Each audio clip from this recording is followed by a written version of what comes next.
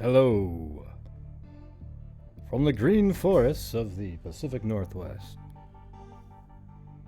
I bid you all good evening, or good morning as the case may be.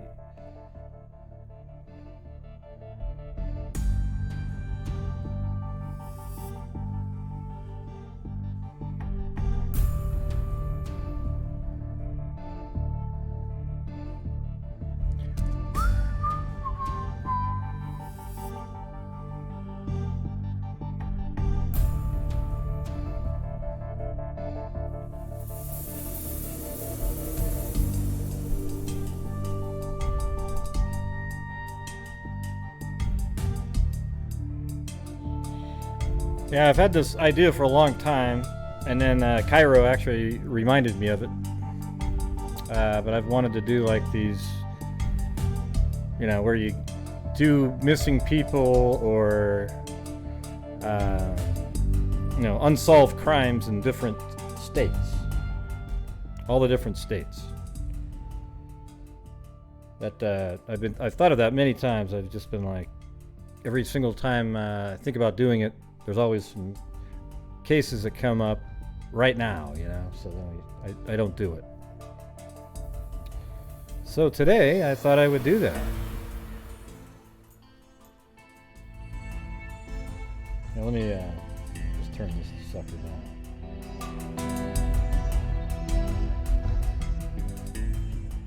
I don't know if you guys could even hear me.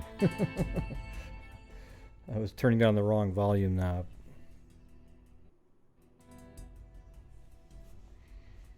Yeah, but anyways, that's something I've been wanting to do for a long time, and I was talking to Cairo, and I was like, he reminded me, he brought it up, and I was like, oh yeah, God, I've been wanting to do that for a long time. So today, I would start off with the letter A for Alaska.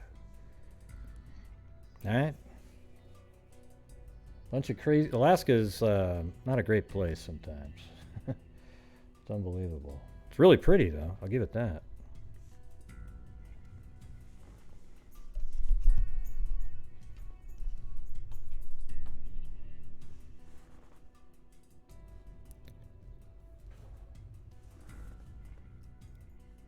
Yeah, I gotta open up Google Earth. I shut it down, rebooted a minute ago. It's always good to reboot every once in a while.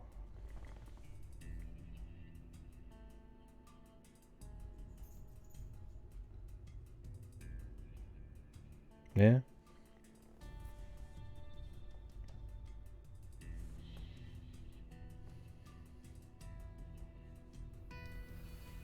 All right, so the first one we're going to talk about is an individual from Anchorage, Alaska, 1985, named Douglas Cleaves.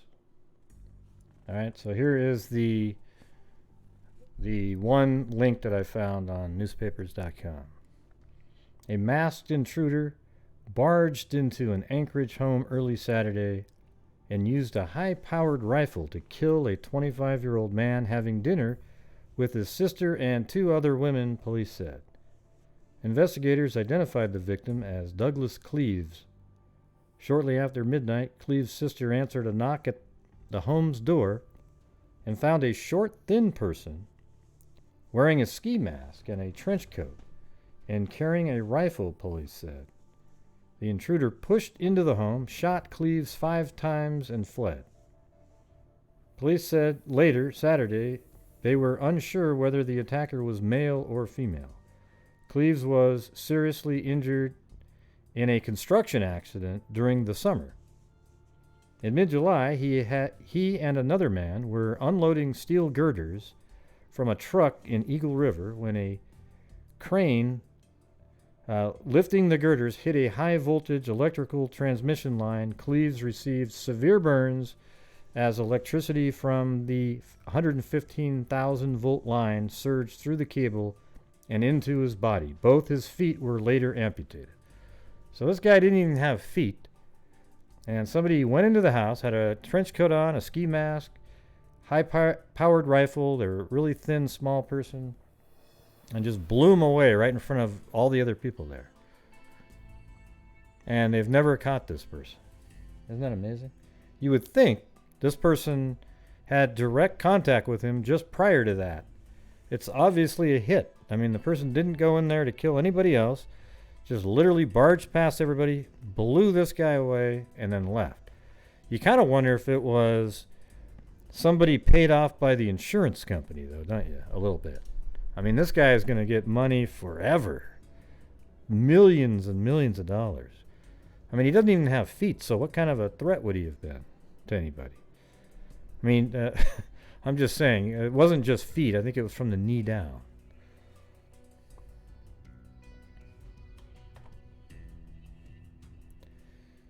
Anchorage police are asking the public for help in identifying the driver and any occupants of a vehicle that was involved in, excuse me. This is the one I was looking for right here. I'm not sure why it did that. The link that I had set up earlier went straight to this one. Look at that. Now it's not even the way it was. Why would it do that? Okay, let's read this part. Anchorage police are asking for help from the public in solving a cold case homicide that occurred over 32 years ago. See, this just came out August 22nd, 2018. Isn't that wild? On October 19th, 1985, at approximately 2:22, officers responded to a shooting at the 8900 block of Forest Village Drive. Let's see where that is. In Anchorage.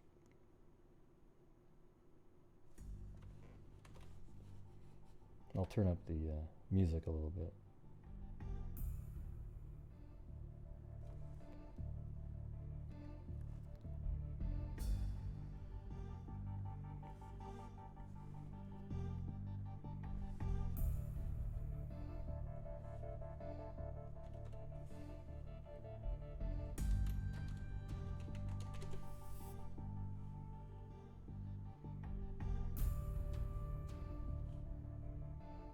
So right there, isn't that wild?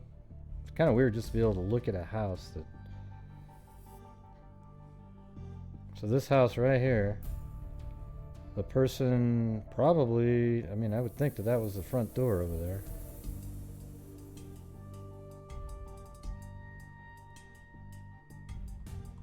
I think it was just right there. Went right into this door, knocked on the door. The girl opened it up. He just, whoever it was, just pushed her aside, went straight in and blew away this one person. All right? So that's crazy. That's weird. That page looked totally different earlier. It was that. Upon the officers' arrival, they discovered the body of Douglas Cleaves, 25, who was dead from multiple gunshots. Witnesses say that just after midnight, there was a knock on the door of their residence, and the victim's sister opened it. And what? Hold on. Now it's too loud. God damn. Okay. The sister opened it up and was confronted by a person wearing a mask, gloves, and a tan-colored trench coat. So this person was absolutely protected from leaving a footprint or anything. I wonder if they left bullet shells and if there was actually any forensic information on the bullet shells. I mean, they took 5 shots. Hopefully they stored those, unless the person literally took the time to pick that crap up. The person was armed with a rifle and stepped inside and shot the victim several times and turned and fled. The suspect was described as thin, 5'6" to 5'8", unknown if it was a male or a female. Anyone with information as to the identity of this person. So somebody out there has heard this story. Somebody knows that this took place. Call, well, they didn't even put the the area code there. How dumb is that? So, in Anchorage, 786-8900. Even on this 561 stop number, there's no area code on there.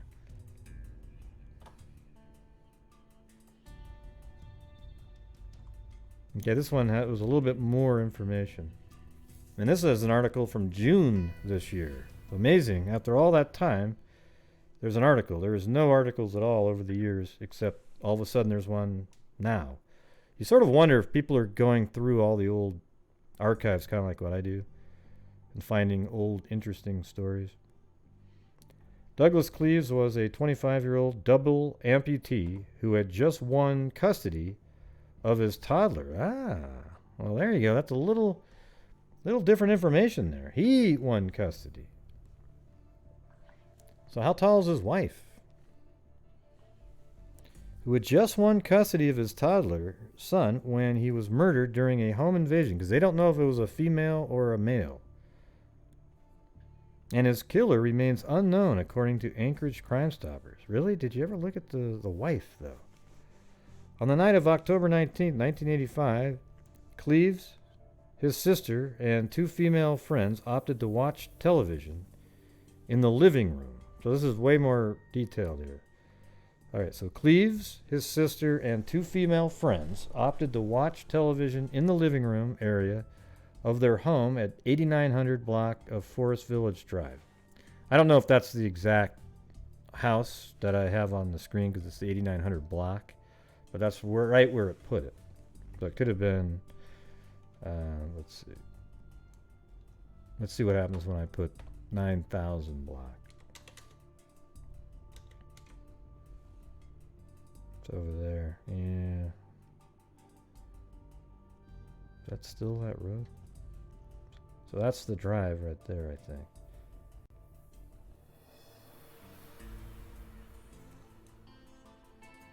Yeah. This road right here is the drive. So this is 800 blocks, so I would think it was probably either one of these two homes. Well, four, really. One of these four. I bet I could look him up and get that information. Although he probably isn't listed for that address.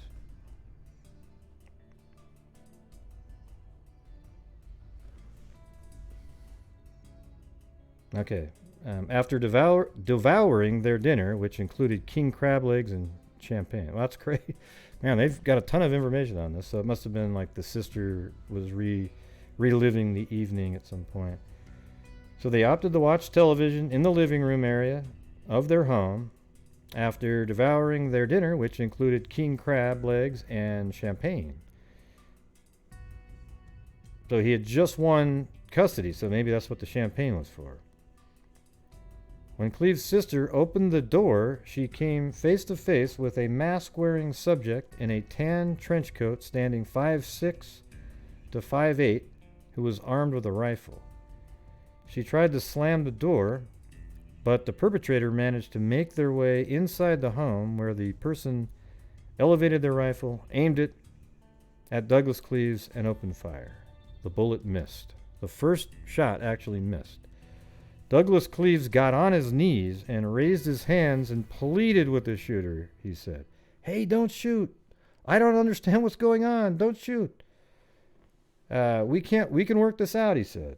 The gunman opened fire again at this time. The bullet struck Cleaves in the head, causing one of his eyes to come out of the socket. Man, that's sick. It actually sounds a little bit like what happened to Glenn on The Walking Dead there when he got hit in the head with the bat. So that first shot made one of his eyes come out of his socket. 3 more bullets were fired into Cleaves before the shooter fled the scene. The 3 women immediately went to the back bedroom and called 911. Officers with the Anchorage Police Department were dispatched to the home, where they pronounced Douglas Cleaves dead upon arrival. Relatives stated that before Douglas Cleaves was murdered in cold blood, he was just starting to get his life back together following a freak accident at his job that caused him to lose both his legs, according to the Anchorage Daily News. It was earlier that year, when Cleaves was working a construction job in Eagle River, that he encountered a high-voltage transmission line, causing his legs to explode. His legs had to be amputated below the knee. Douglas Cleaves has only been discharged from the hospital for several weeks before his life came to a poignant and tragic end. Witnesses told police that the shooter could have been a man or a woman. They were unable to give a description of Cleaves' killer, So let me ask you this. Who got the child after he was killed? And how tall is the his wife? Or the mother of the child? Witnesses told police the shooter could have been a man or woman. They were unable to give a description of Cleaves' killer. Anyone with information regarding the unsolved murder of Douglas Cleaves is asked to contact the Anchorage Police at 907-786-8900. If you would like to remain anonymous, you can call Crime Stoppers at 907-561-STOP. Man, what a wacky story that is. See, but another story you're not going to hear anywhere else, all right? All right, the next one is a... You know, it'd be interesting, this one would be... I wonder if I can try to figure out how to get a hold of his sister somehow. I mean, it's not that long ago. It is, 30-something years, but he was 25. So he was born in about 1960, so he'd be about 59 if he was still alive today. So it wouldn't surprise me a bit if his sister was still alive.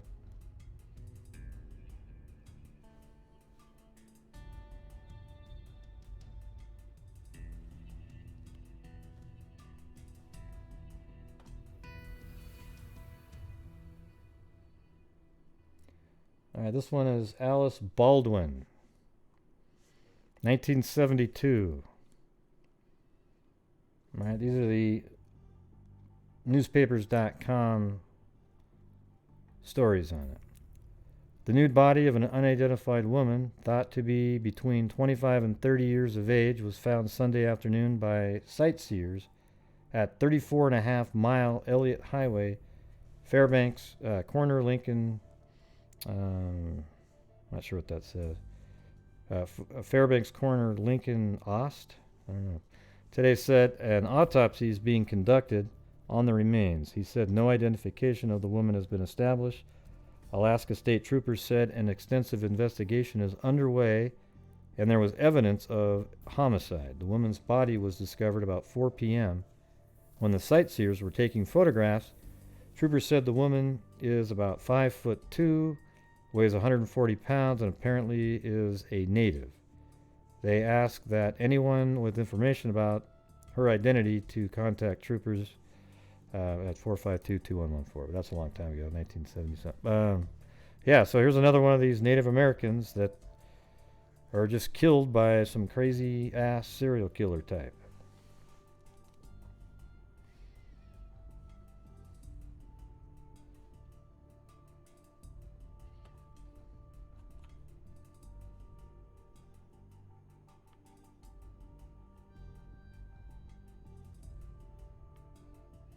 Yeah, it took me a while today to actually figure out where 34.5 was. Because unfortunately, you can't type in Google Earth 34.5-mile marker. So I had to go, I put in over here, found that it was like 23 miles. Then I found where it says 30, then I skipped ahead, and then I found 30. Well, it was the other way, from this direction. And then 34, and then I finally, after I found 34, I just put a half mile on there. And this does look like a spot where... There's no snow on the ground on Street View, though. This looks like a spot where you'd pull over and take pictures. Look at this. I mean, right in this area. So maybe you just pull over right there and take pictures. I mean, it's really pretty out there. And they said she was found down in an embankment. Well, look at that. That's exactly what this is right here. It's an embankment. So I'm almost positive this is the spot right here. Although, the embankment goes on, but the only way you'd see her if it was a little bit open.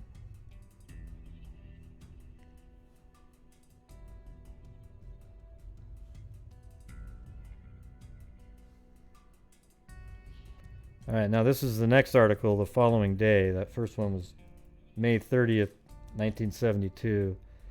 The nude body of a native woman found by sightseers at 34.5-mile Elliott Highway Sunday afternoon today was identified as that of Alice Ann Baldwin, 24, of Fairbanks. She had been shot twice in the head and several times in the body with a small caliber weapon, officers said. Fairbanks coroner Colonel Lincoln Oss said an autopsy performed yesterday confirmed cause of death as gunshot wounds. He said an inquest will be held at a later date.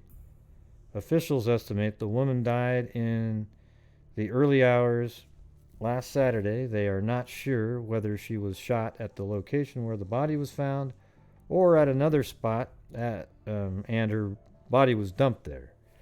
The woman's body was discovered about 4 p.m. Sunday by sightseers who had left their auto and approached an embankment to make photographs of the scenic area. Upon looking over the embankment, they discovered her body. Identification was made by Alaska State Trooper. So that is exactly what this feels like, that this was it. You know, they may have even just pulled over and didn't worry that there was even a place to pull over, because I bet you there isn't a lot of traffic out here. So they probably just found a spot where nobody was coming by, and then they just looked out and took some pictures. But this is right where the 34.5 mile would be. I don't know if they started getting rid of those, because I didn't find any halves anywhere.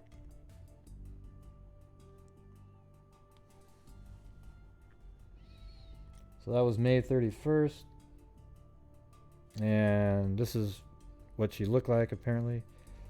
State troopers request anyone seeing Alice Ann Baldwin, 24, after last Thursday to contact them. That came out.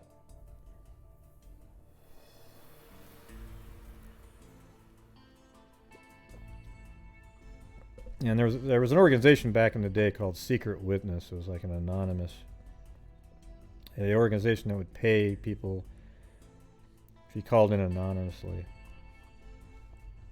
Someone somewhere knows who killed and mutilated 24-year-old Alice Ann Baldwin and dumped her nude body over an embankment. So, I mean, she was obviously raped and then executed. Just literally blown, shot in the head twice, and then her body a bunch of times.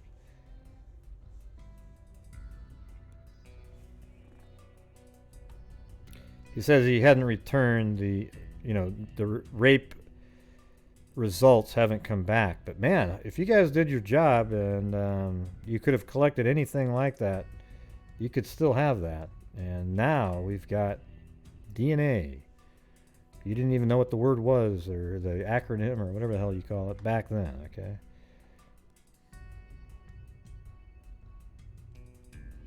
State troopers working around the clock to develop leads in the murder say they need more information as to Alice Ann's whereabouts during the last couple of weeks. They can trace her residence until May 17th, but they do not know where or with whom Alice Ann had been living since then.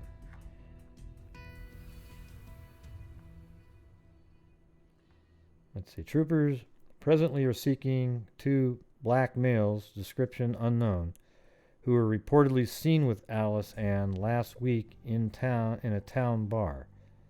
The men were said to be driving a dark-colored station wagon, possibly maroon in color, which had a crank-down rear window with the crank exposed from the outside. Officers said the station wagon may have out-of-state license plates, and that an Eddie Bauer sleeping bag and a pillow might be in the back seat. That's pretty detailed.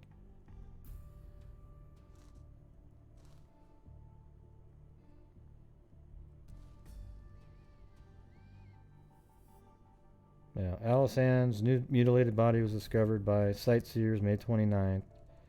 This is a suspect drawing that they came up with. Yeah, obviously didn't lead to anything. And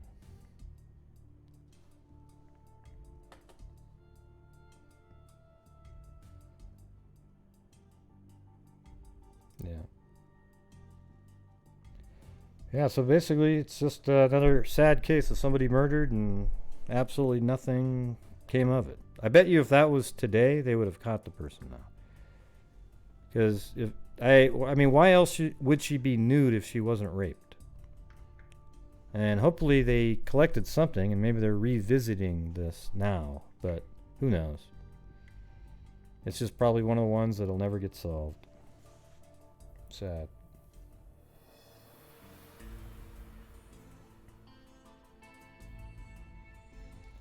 Okay, that was Alice Baldwin.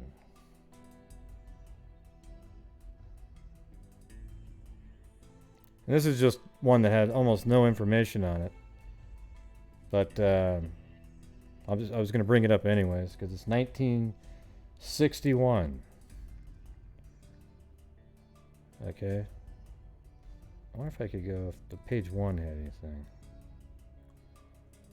Let me check something out.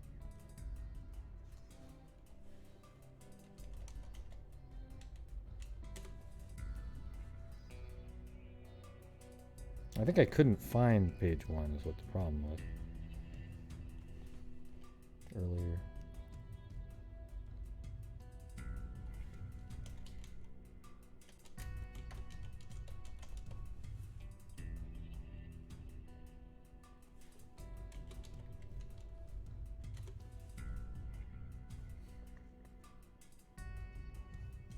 Did I spell that wrong? Yeah.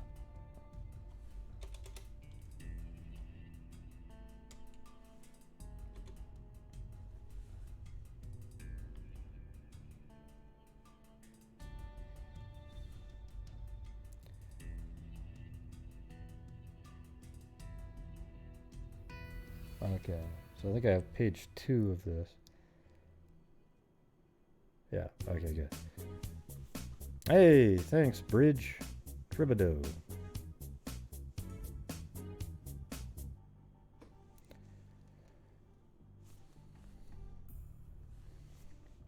State police today revealed the body of the woman found on a Mustanguska River sandbar Saturday was probably the victim of a murder.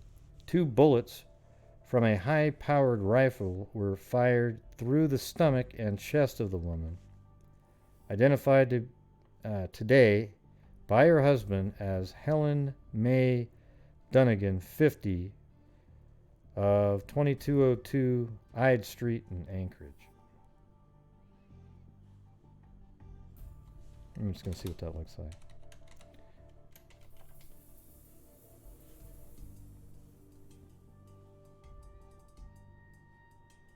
EIDE Street. Yeah.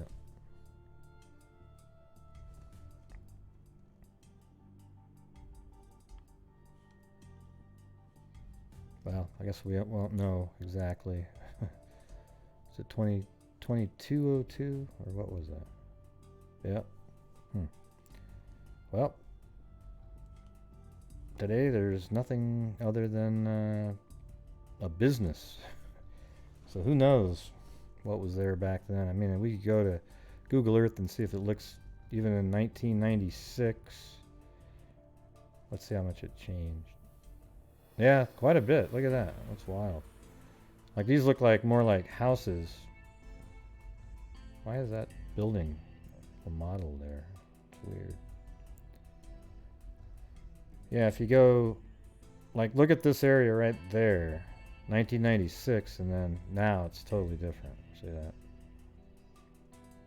There's no building there even in 2007.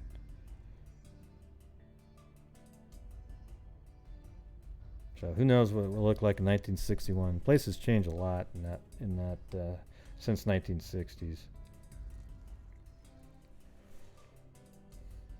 Earl Dunnigan's the husband was notified of the woman's death by state police as he was working as a mechanic at Icy Straits near the village of Hoonah in southeast Alaska. The husband flew to Anchorage and confirmed the identification after viewing photos taken of the body. Dunnigan told police he left Anchorage for Icy Straits August 19th, nearly a week before she was reported last seen alive. Police said neighbors had seen the woman at her home August 23rd and 24th. She was not reported missing because neighbors thought she was out of town since Dunnigan's pickup truck was gone. Police said Mrs. Dunnigan's body had been shot once through the stomach and once through the chest from side to side. So from the side, almost like an ant, like she wasn't even aware at all, just kind of walking, and somebody shot her from the side twice. Or maybe, yeah. I was thinking maybe she was lying down and they shot twice. But you'd think they would have found evidence at the home if something like that happened.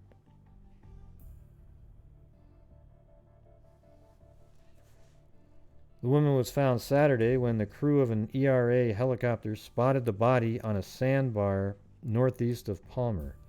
A further search by state troopers turned up the missing pickup, a 1957 model. It was also found in the Manuska River. So it's weird. It's strange that her husband was out of town, and then the husband's out of town, and then she's shot twice. Her car and her are dumped.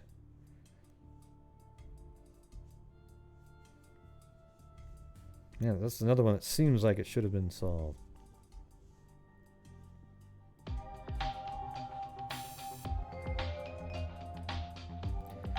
Hey, thanks, Cairo.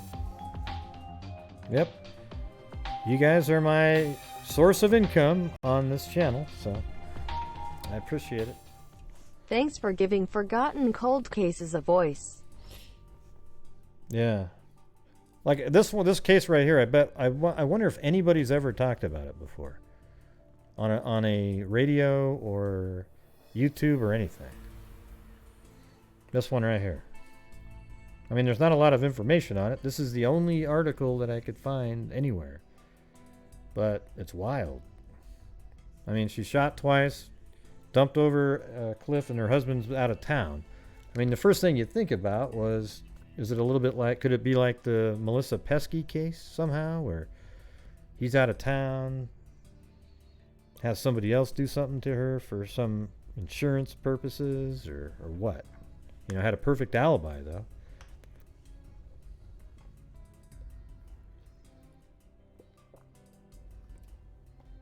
Helen Dunnigan.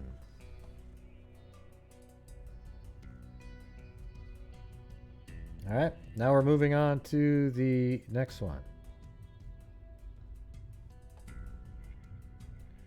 And this one is Jean Graham. And from Fairbanks, June 1992.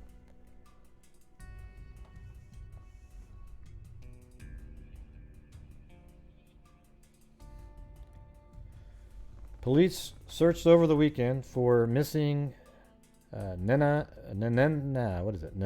man, missing Nanana man who moved to Alaska wilderness to escape the crowds and crimes of California. He was a homesteader. They suspect he was killed and his body dumped into the Nanana River. I don't even know. I've never even heard of this. Let's see where this is. The Nanana River. And that's probably Nanana right there, I would imagine.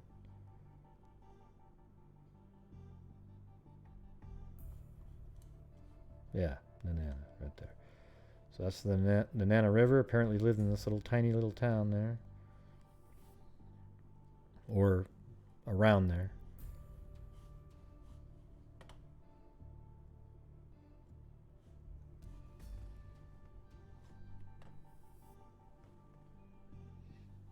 All right, I'm coming back on the screen.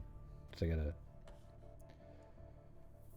shut down a window and not accidentally have it pop up on the screen like I do once a month it seems.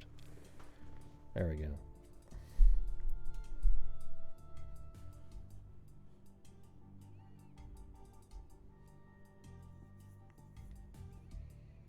Wow, I haven't seen you in a while, Delusional Lucidity.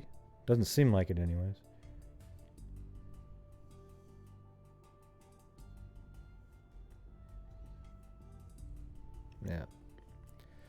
Okay, so Gene Graham long had dreamed of building himself a cabin on a remote parcel of wilderness and living off the land. Alaska State Troopers said they believe Graham, 52, was killed last Tuesday. Friends found Graham's pickup truck at a boat landing at the end of 10th Street. So let's see where that is.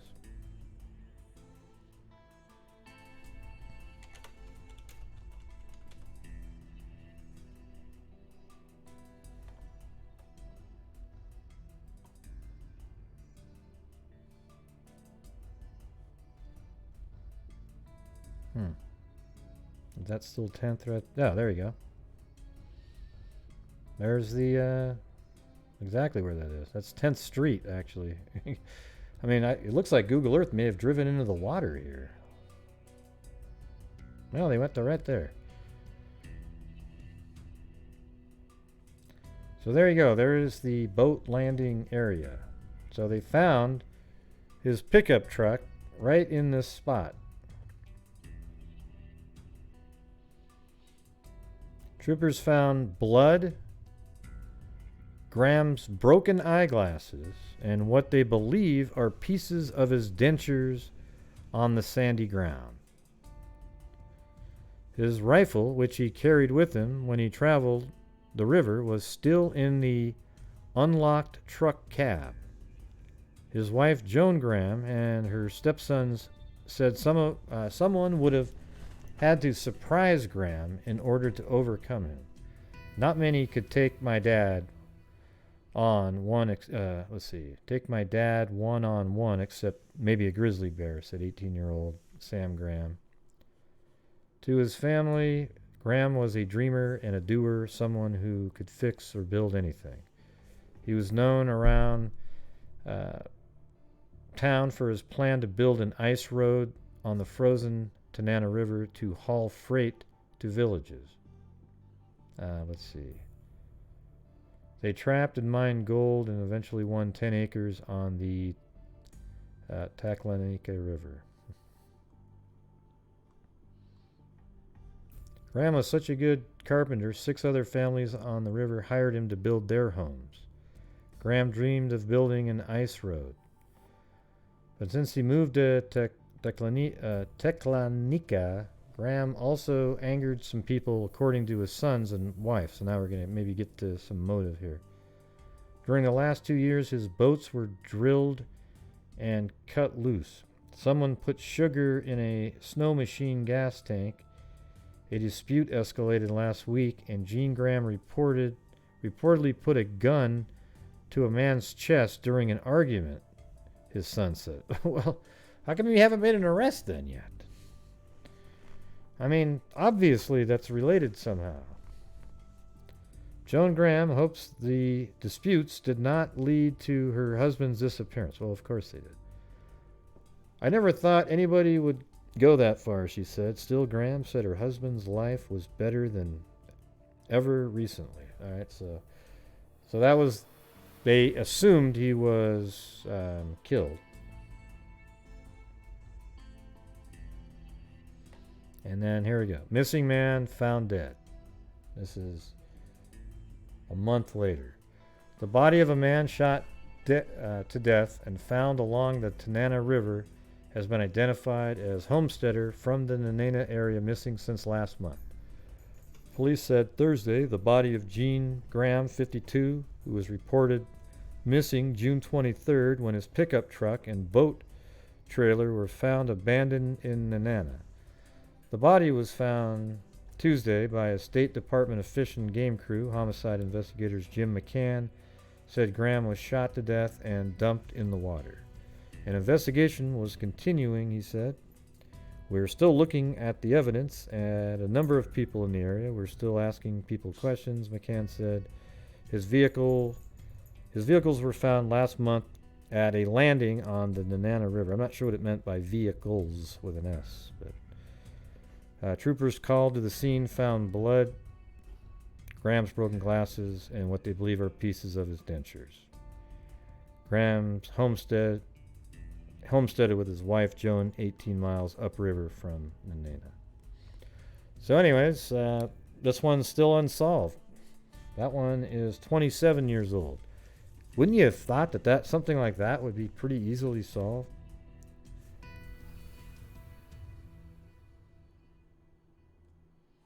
I would. And that's why I said it. Okay. Now we're going on to another one. Sandra Goodwin, 22 years old, 1983. This one's kind of weird, though, because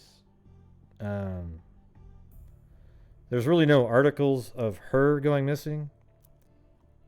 But it turns out that a serial killer admitting to killing her.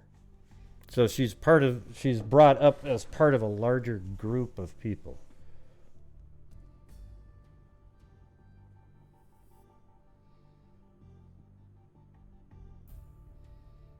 Yeah, let's do this one first.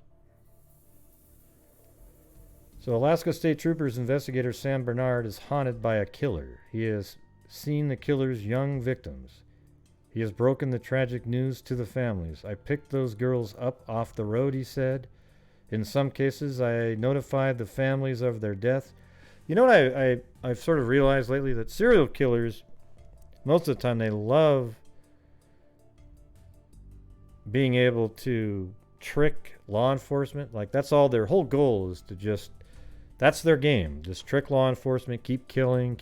And as soon as they're caught, they know it's all, the jig is up, whatever the term is. And they'll just start spilling the beans. They just can't wait to tell you everything. Oh, man, okay, this time I did this. And so as soon as you get them arrested, they'll just start talking most of the time.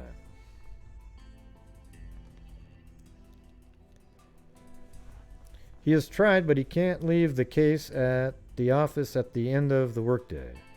Bernard has been looking for the killer full-time since 1979. It began in the summer of 1979 when the body of Glinda Soderman was found in a gravel pit on the Richardson Highway.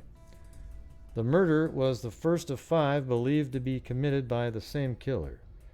I've been living with this case constantly, he said. It's taken a toll on my family. I'm not the only one, he said, referring to the fellow investigators.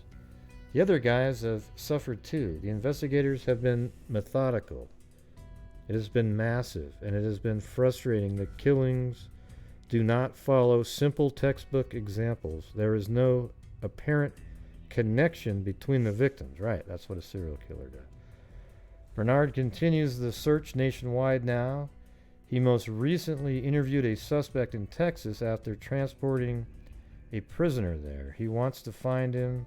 The killer's victim include. So, hold on. Cassandra Goodwin, found dead of a gunshot wound in September 1980. Marlene Peters, found dead of strangulation and a gunshot wound in May 1981. Wendy Wilson, found dead of strangulation and a gunshot wound in March 1981. Lori King, found dead of a gunshot wound in September 1981. Doris Oring of North Pole disappeared in June 1980 and has never been found. So is there actually really a North Pole? I guess there's a town called North Pole, I guess.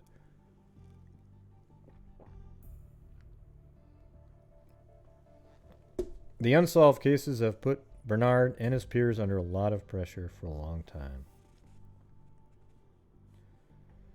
Right. So, and let's see, what do we got on the next page?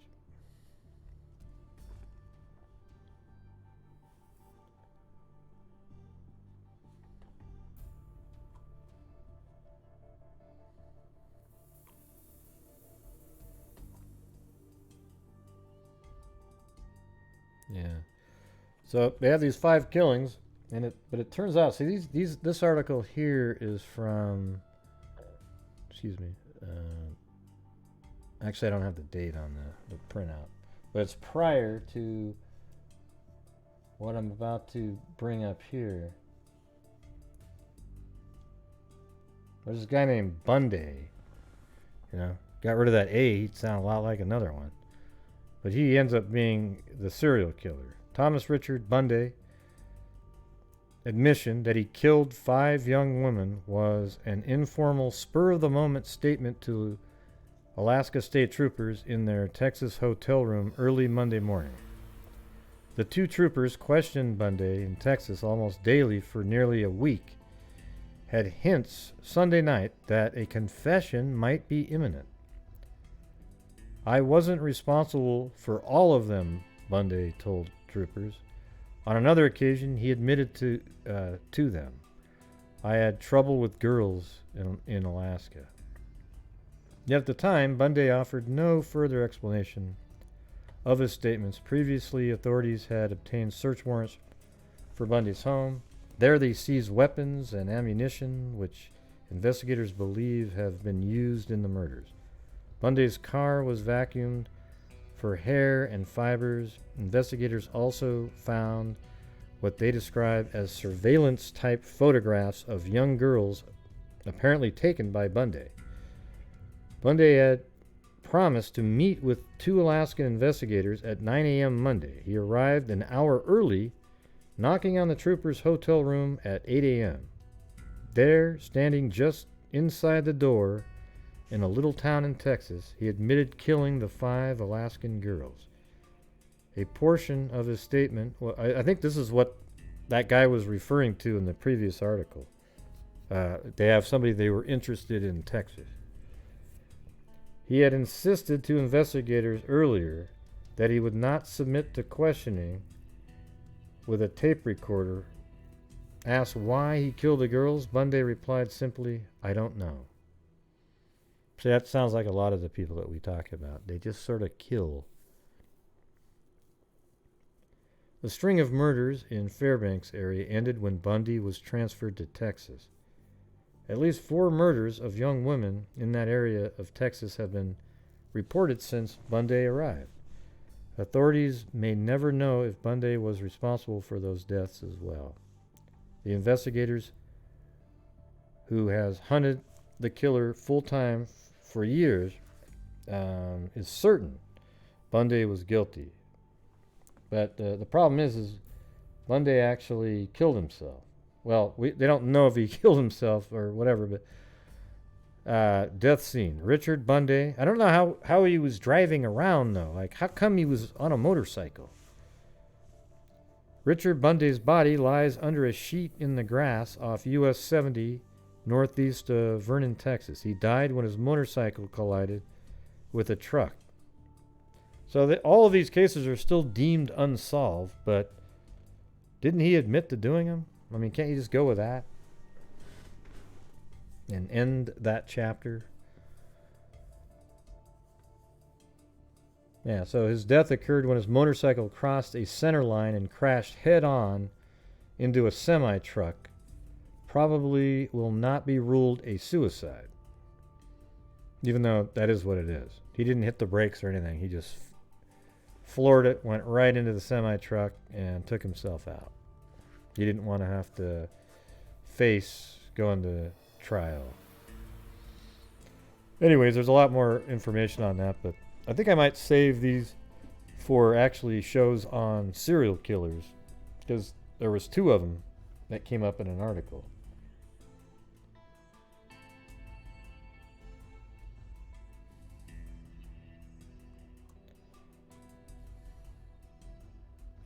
Yeah, I'm going to save that.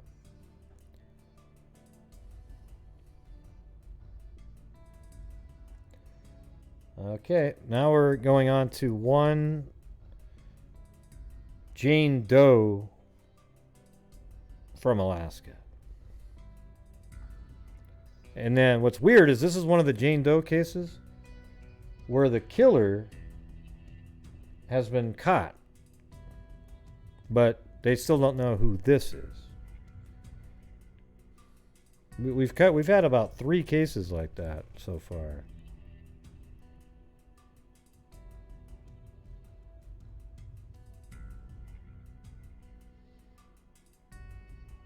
Not sure what this one is. Hold on.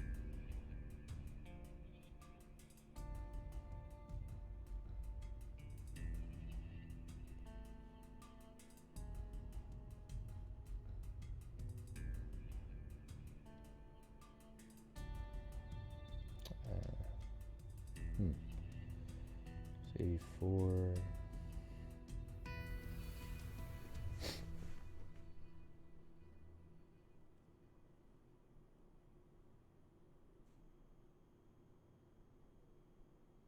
I think this was another killer. This wasn't part of that one. What year was this one? This was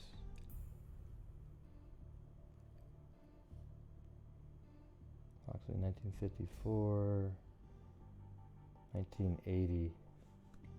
So she died between November 1979 and June 1980.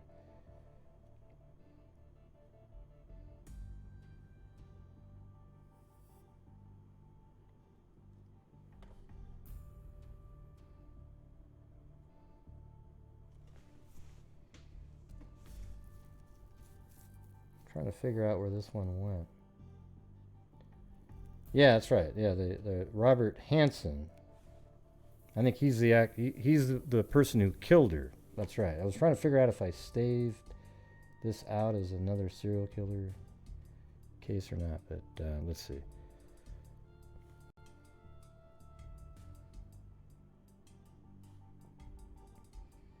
With animal cunning, Iowa native Robert C. Hansen foiled Alaska's criminal justice system for a dozen years, despite warnings from several judges that he was extremely dangerous to others in the community.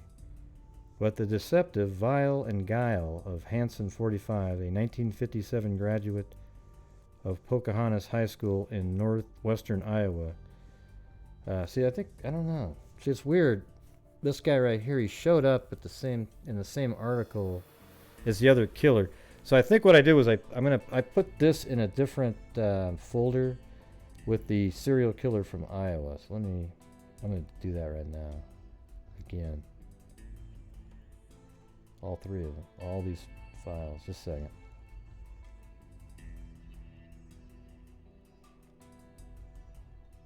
Yeah. There we go.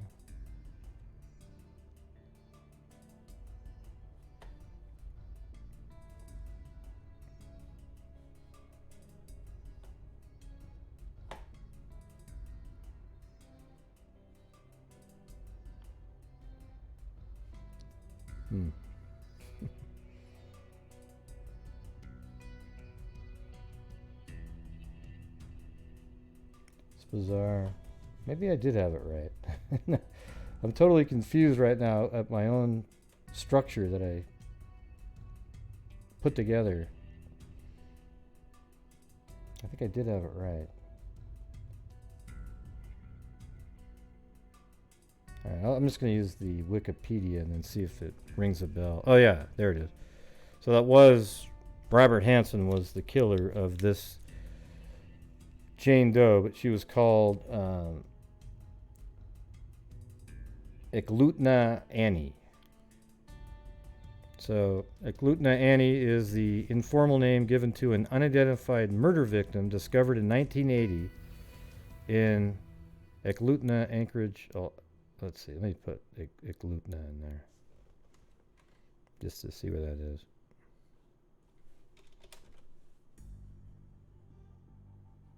So I guess it's maybe a part of Anchorage.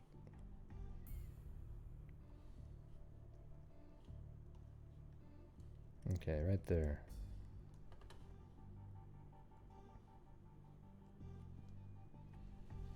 She was murdered by Robert Hanssen. There you go. A serial killer who was responsible for murdering as many as 20 other women. See, I've never even heard of this guy. Have you heard of Robert Hanssen?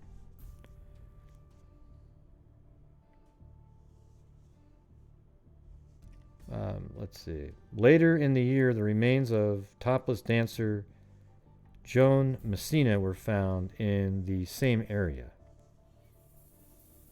Another unidentified woman is believed to have also been one of Hanssen's victims. Right, Wombat. The skeletonized remains of Eklutna Annie were discovered buried in a shallow grave alongside a series of power lines.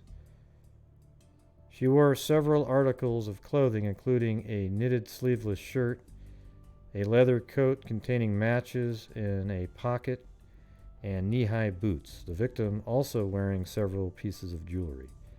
An apparently handmade metal bracelet. See, look at this, kind of reminds me of the Long Island serial killer right here. See that? This is what she had on. See, wouldn't you think somebody would recognize that? I mean, you didn't put it all around and say, hey.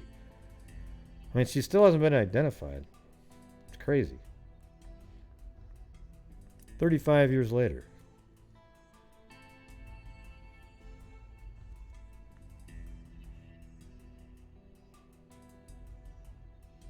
Yeah, it was a handmade metal bracelet containing 3 turquoise stones, a copper necklace containing shell beads, a pendant heart. See right there? Looks like amber in there. A metal wristwatch consisting of circular links with a brown watch face. And Robert Hanssen, a serial killer who resided in the area, admitted in 1984 that he was responsible for the victim's death. He claimed that she was either a dancer from a local bar or a prostitute, and that she was his first victim, adding she had been murdered in the fall of early winter 1979. Or early winter. Hansen admitted that he had stabbed this decedent as she attempted to escape from his vehicle when she tried to transport he tried to transport her to his residence. Hansen said he believed she was from Kodiak, Alaska, and that immediately prior to his murdering her, as the woman struggled against his efforts to overpower her, she had hysterically screamed, "You're gonna kill me!" Eklutna Annie is still unidentified, despite the fact her face has been reconstructed in both 3D and 2D. Several missing women are believed to have also been murdered by Hansen. Roxanne Eastland, Karen Evan, Megan Emmerich, and Teresa Davis have been ruled out as possible identities of Eklutna Annies. It's amazing how many people there are out there. Hansen was sentenced to 461 years in prison without the possibility of parole for her murder and 3 others. He died in prison in August 2014.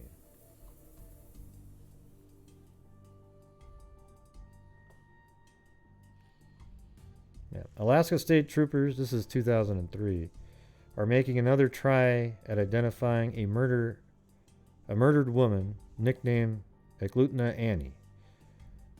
More than 20 years ago, her decomposed body was found buried along a power line outside Eklutna. The woman, believed to be a white brunette in her 20s, was found on July 21st, 1980, by electrical workers repairing the line. She had no identification and could not be matched to a missing persons report. Troopers believe she may have come to Alaska from Washington or California. Well, they should probably dig her up and do isotope analysis now, because some of the stuff they didn't have back then. Forensic experts said the woman appeared to have been dead about a year, and they should probably do, take her DNA. Put it through GEDmatch. I'm sure there's some inner bones. They've probably buried her somewhere, and they should definitely be doing that. She was a topless dancer or a prostitute, he told troopers in his confession. He picked her up in town.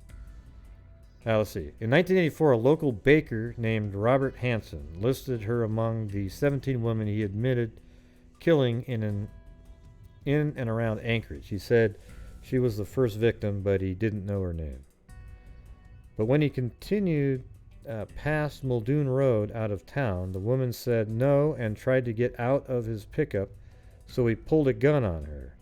I just pointed the gun, and I tell her, I say, now look, if you do exactly what I tell you and don't give me any problem whatsoever, there's going to be no, you won't get hurt anyway, shape or form. There won't be any, let's see, how does he trying to word that? Let's see, I tell you and don't give me any problem whatsoever, there's going to be no, you won't get hurt anyway, shape or form. Hansen told troopers.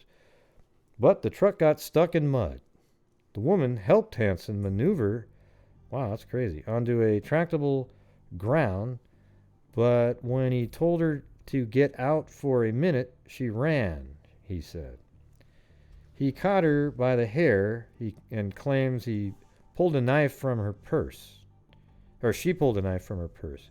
He overpowered her, he said, and used the knife to stab her in the back. Well, but before you said that you stabbed her in the neck when she was in the car. Hansen said the woman might have said she or her family lived in Kodiak, Alaska. Troopers were not convinced the woman was Hansen's first victim, but her death occurred early enough in his murder career that he left her jewelry on her body when he buried her. Troopers also hoping someone will recognize her jewelry. So he buried her. Why didn't he say where? Well, they found her. They just don't know who she is. Once Hansen became a more experienced killer, he began keeping his victims' jewelry. A bag of such jewelry was found in his home after investigators came to suspect him in the disappearance of dancers and prostitutes from Pipeline era Anchorage. Hansen, now in his 60s, is in Spring Creek Prison in Seward, Alaska, serving 461 years plus life. When found, Annie was wearing knee-high reddish-brown high heels, boots, jeans, a sleeveless knit top, and a brown leather jacket.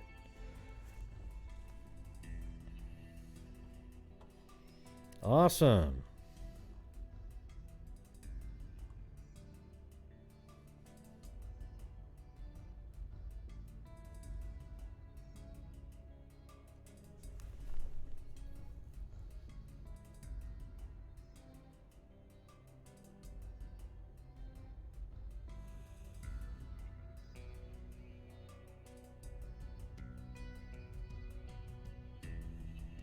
I'm reading comments. Yeah. So you're saying there's a documentary on this one? Be kind of interesting to see it. There's so many random serial killers out there.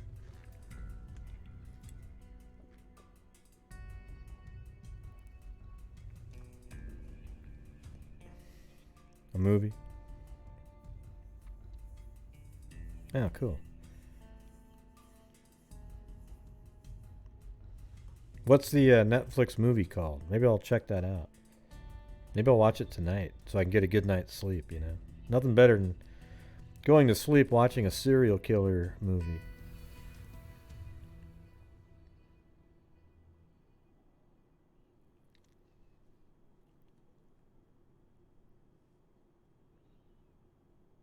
I am on frozen ground. Alright, I'll have to check that out.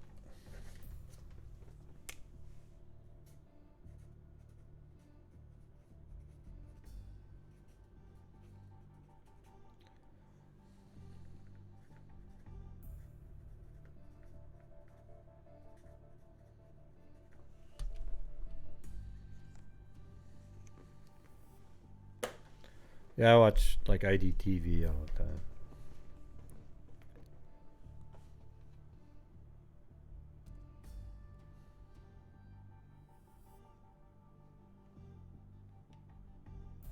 But what's the documentary called? Just say documentary. I don't, you know. We're not all that hip to call it a doco. Yeah. So what's what's the name of the documentary?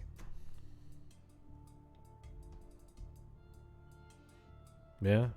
Is it based on reality? Is it like a non-fiction movie? Or they take a lot of liberties?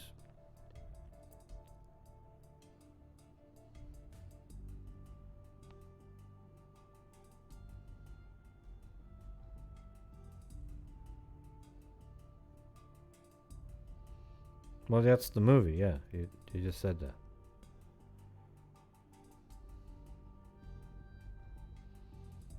Nah. I don't think so.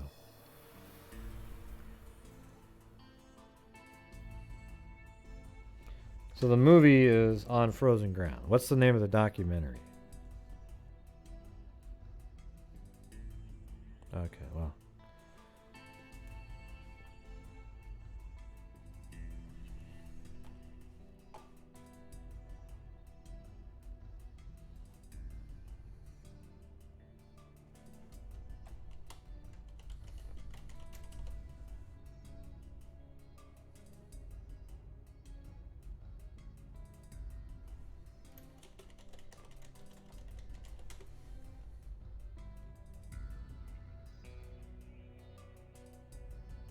Let's see.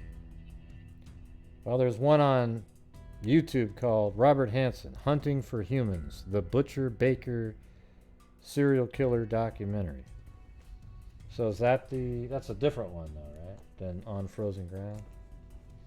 All right. Robert Hanssen.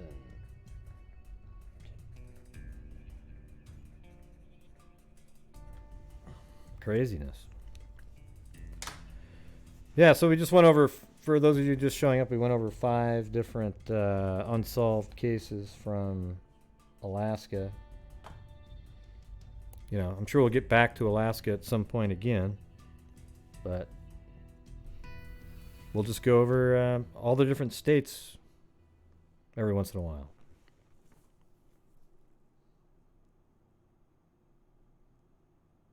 No, I think I saw part of that. The one about the plane. Yeah, why do I remember that?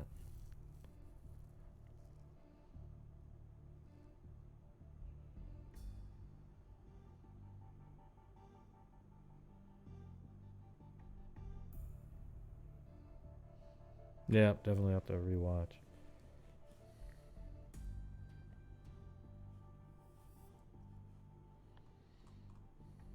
One, two, three. Actually, we did 6. Douglas Cleaves, 1985. Alice Baldwin. Helen Dunnigan. Jean Graham.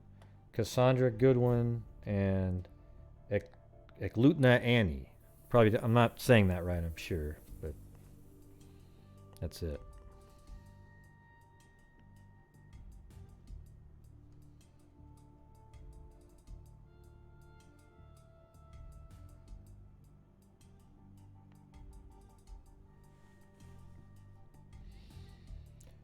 All right. Well, that's about it. I don't know. I was thinking of maybe going over what the what happened in the Kelsey Barrett case today, but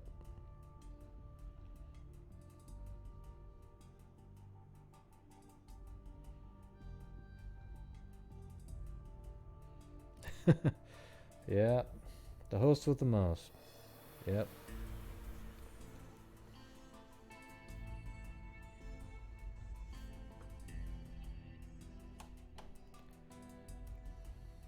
All right, this is from the.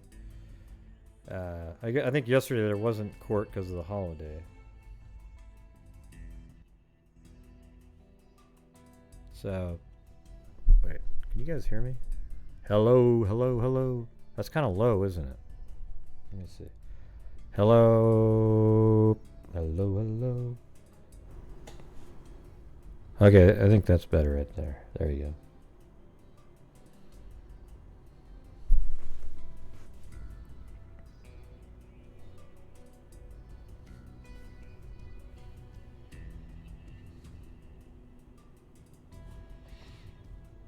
Right. But the thing is, it pays to be in the drama channels. Okay? That's what I'm saying. It's like, I'm sort of, I love doing what I do, but I'm sort of feeling like I need to go to do drama. Because people like, wow, this is so great. And they're all excited. You know? Where what I do is I just go cover cases and so forth. Yeah, I'm not sure what the deal with the echo, what happened there. I thought I heard that.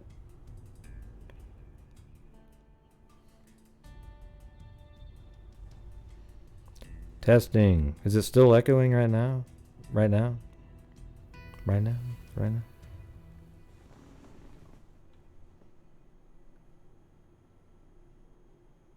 Shouldn't be. Yeah, it shouldn't be.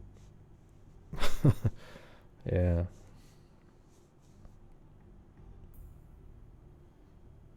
I'm kidding. I'd never do it. I'd quit doing YouTube altogether.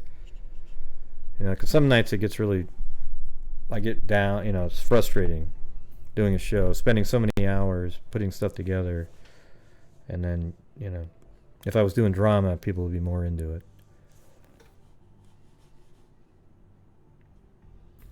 Anyways, multiple clients who used the suspect in the murder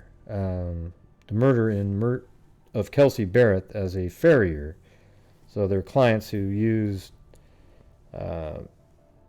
Patrick to put horseshoes on their horses. They testified, I guess. They claim he told them he didn't know she was pregnant with their child, something that runs counter to claims made by her mother and other previous testimony. Patrick Frazee is charged with first-degree murder, solicitation to commit first-degree murder, and tampering with a deceased human corpse for Barrett's disappearance and presumed death. The 29-year-old mother and flight instructor has no... Or, excuse me, I can't even see. It's so far away. I'm going to have to get the next prescription level on my reading glasses. Make it really big. Or I guess I could make the screen bigger. The 29-year-old mother and flight instructor has not been seen alive since November 22nd, 2018, Thanksgiving Day. His trial began on November 1st and is slated to last 3 weeks. 3 of them, all women, testified about using Frazee as a farrier. 2 of them said they had used Frazee for years and they didn't know he was a father until he showed up to an appointment with an infant daughter in tow.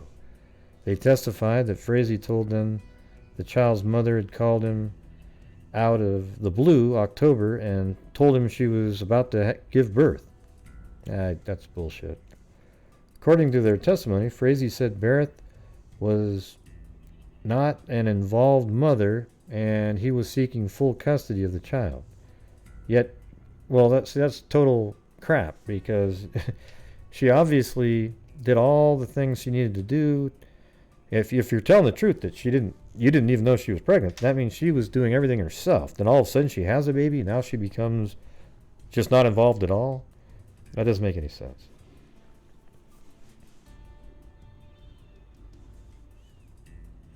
They testified that Frazee told them the child's mother had called him out of the blue. Okay. Cheryl Barrett, Kelsey Barrett's mother, testified the exact opposite, saying that Frazee did know about the pregnancy and that Kelsey was a devoted mother. Kaylee was Kelsey's life, Cheryl Barrett said. Her world revolved around Kaylee. She was a great mom. During the opening statements, prosecutors alleged that Frazee poisoned everyone around him with lies about Barrett. Lori Luce, who was Frazee's client for 6 years, recalled an odd conversation she had with him following Barrett's disappearance. I said, well, Patrick, maybe she'll come back, Luce said. And he said, oh, she's never coming back. Another woman who knew Frazee from his farrier service said he had discussed the vastness of Teller County and how easy it would be to hide a body there. I mean, for somebody who's going to do a killing, this guy's a total idiot. I mean, he leaves all these little hints with people. You know, like the buddy that he had, the guy. Same thing.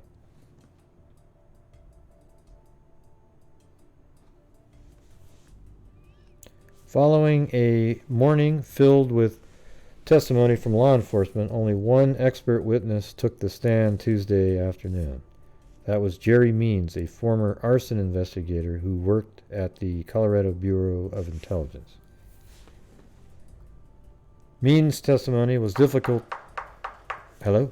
September 20th, 2018. That was weird. Denver police, sir, open the door. Where is it? The Westin Hotel at Denver International Airport. Sir, we're coming in with or without your permission, so open the door. I thought somebody was like knocking on my door. That was funny.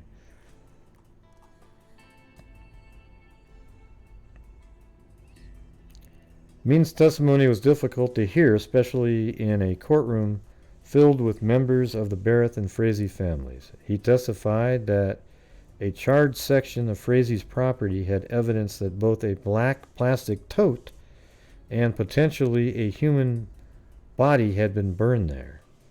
Crystal Lee, who had a long and complicated relationship with Frazee, claims that he burned a black tote box containing Barrett's body outside the fluorescent home he shared with his mother.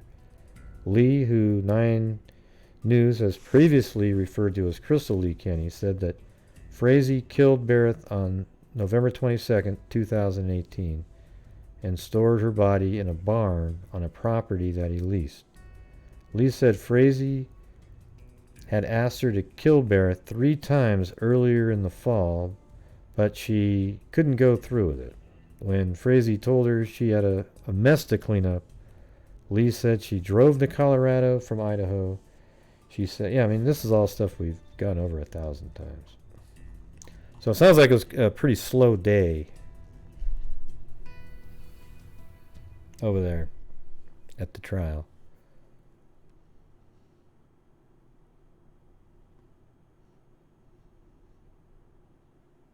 Have they charged his mom with that? No, they haven't charged the mom.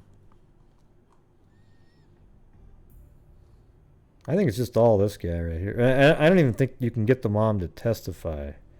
Isn't it sort of similar to being married, almost? I mean, it's just...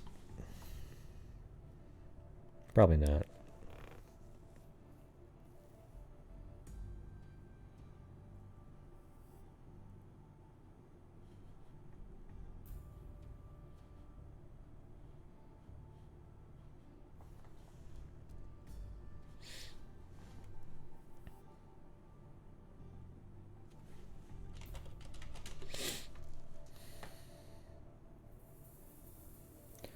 Well, anyways, I don't really have much more to discuss tonight. Probably just gonna call it a day. Tired.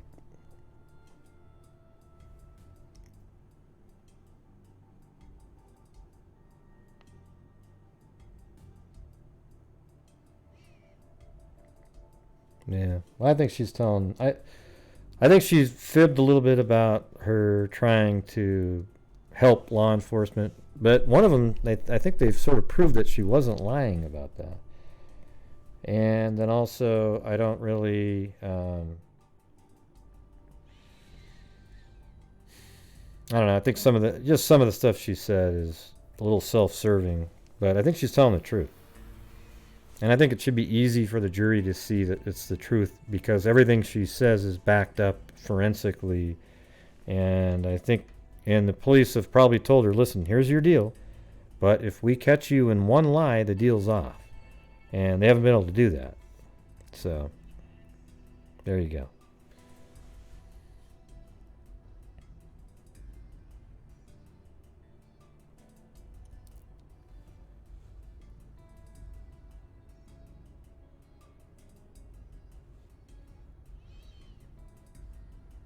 Yeah, I mean, she could have stopped it all. That's one thing. I mean, she's not really a good person. I think she was also used by Patrick Frazee too. A lot of people try to look at her to make, it makes the story so much sexier and cooler if she's part of it. Yeah, wow, we can make it into some big, and I don't see any evidence at all that she was part of this killing. Okay, she did go there three times to kill. Once with a pipe, one time with a bat, but she never did it, right? And the one time with coffee, which was first, I think is possible. There really was drugs in there, but Kelsey never took the coffee, and we'll never know the answer to that. Because that's like I've said before, the pipe and the bat would be very up close and personal, and she probably didn't have that in her to do that. Where the coffee, you just hand it to her, leave, and then she dies.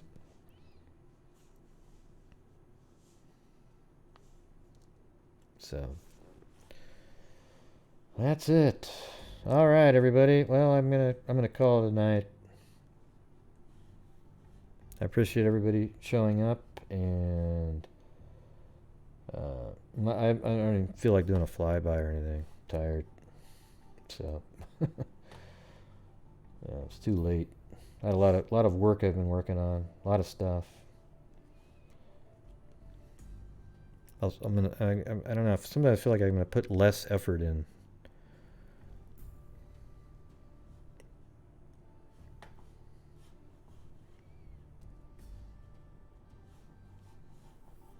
Sadly.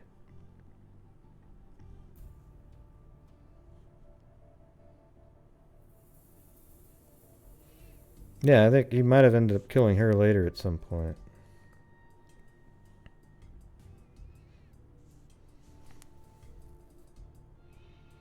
Anyways, Wombat Dundee, I'll check out the documentary.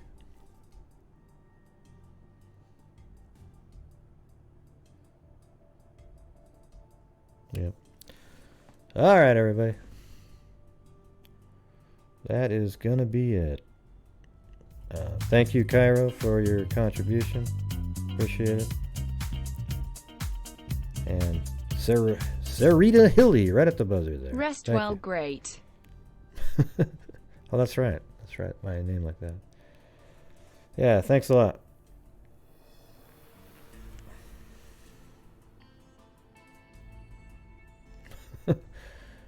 Great. It's like the Frosted Flakes guy, right? You're great. All right. Well, I'm going to go chill out. Hell, maybe I'll even watch that documentary. Who knows? But anyways, I appreciate it. Thanks, Sarita and Cairo for the contributions, and thank you everybody for being a patron. What do you call it? Patron on Patreon. Everybody does that. I appreciate it. And people who buy the We Are Freaks and different channel gear. It all helps keep the channel going, really. So, yep. Thanks, everybody. And as I always say, everybody, until next time, be safe out there.